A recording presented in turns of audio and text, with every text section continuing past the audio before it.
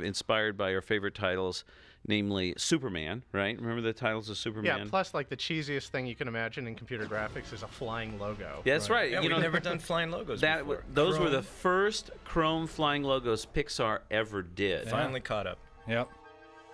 To start Toy Story 2, we actually went back to an idea that we had on the original Toy Story. We always wanted to start with a real Buzz Lightyear adventure. Originally in Toy Story, we wanted to do it cell animated, but we resurrected the idea because we wanted just to sort of take the audience a little off guard. You know, everybody's coming in, sitting in the theater with their popcorn and Cokes, you know, expecting Toy Story 2, you know. Where are and, cute little friends from the yeah, first yeah. room?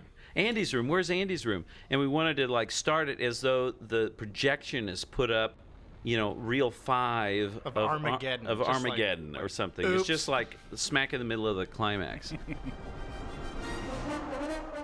And just establishing as Buzz re-enters the atmosphere of this planet, he flies in close to the surface. Now what you're seeing is actually from A Bug's Life, the model of Ant Island in the riverbed.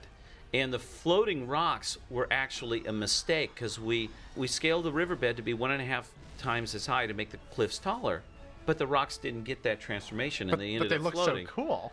Yeah, we went into the review and said, that is so cool, keep it, let's keep it. And Yeah, so but they were apologizing for the rocks. That were footed. Buzz goes into Al's building and is working his way through the ducts, the air ducts in the house. We wanted there to be all these similarities, and because we did this last, we were able to make sure that this was just chock full of references to that whole sequence. I mean, that's a drive we have in any of the movies we do, is we want to have as many things have more than one use, and that they come back, and that it just makes the film so much tighter, more organic. Yeah, it's what we call the weaving. You know, we'll establish something later in the film, and we come back in the beginning and set it up. But then the setup is completely disguised, and you don't realize it's a setup.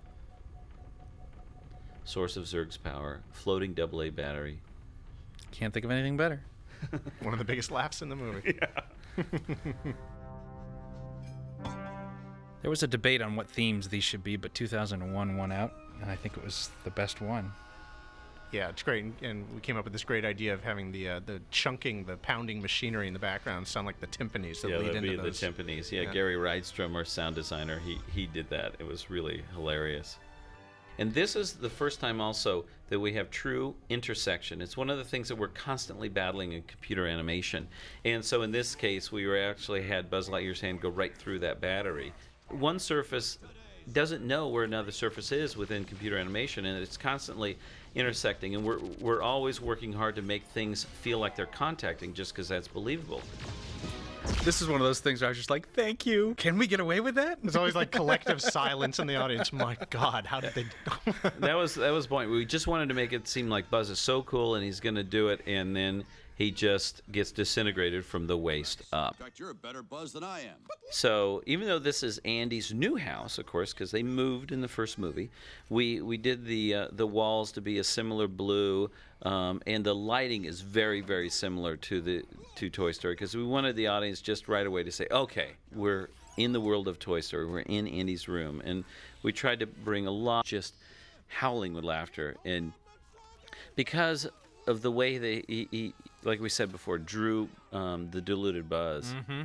And you know, it's interesting because we came up with this scene first, and when we developed the opening, the big Buzz Lightyear adventure, we wanted to put in sort of this anti-gravity servos, whatever that would be. Right. It would be like, that's when we came up with the idea with a big blue bubble around him that made him float.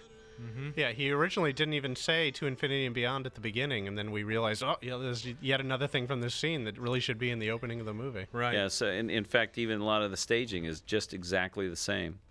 So the parallels from the opening adventure to all this effort that Diluted Buzz is going through the bowels of Zurg's fortress, you know, we matched the two so that there was actually a parallel, so that you as an audience member would know what was going through Diluted Buzz's